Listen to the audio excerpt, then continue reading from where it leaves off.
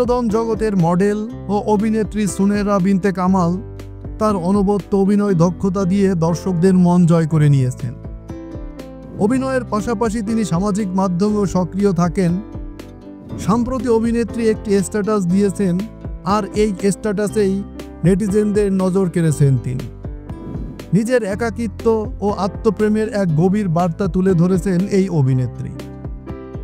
তিনি সামাজিক যোগাযোগ মাধ্যমে একটি ছবি পোস্ট করে ক্যাপশনে লিখেছেন, জানা অজানার মাঝে এক অদ্ভুত পাওয়া, কিছুটা সুখ কিছুটা ব্যথা।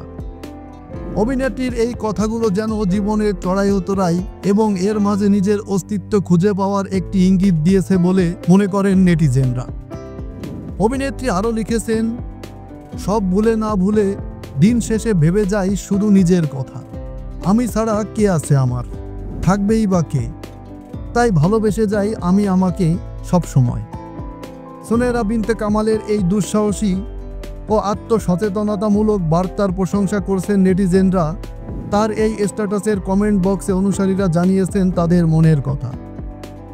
এক নেটিজেন লিখেছেন, এভাবে ক্যাপশন দিলে তো কবি হয়ে যাবেন। আরেকজন লিখেছেন, কথাটা একেবারেই মনের মতো বলেছেন। বর্তমান সময়ে নাটক, মডেল সবকিছু মিলিয়ে ব্যস্ত সময় পার করছেন তিনি। তারপরেও হয়তো একাকিত্ব ভিড় করেছে তার মাঝে। হতে পারে এমন কিছু যার কারণে দিয়েছে এমনই এক স্ট্যাটাস।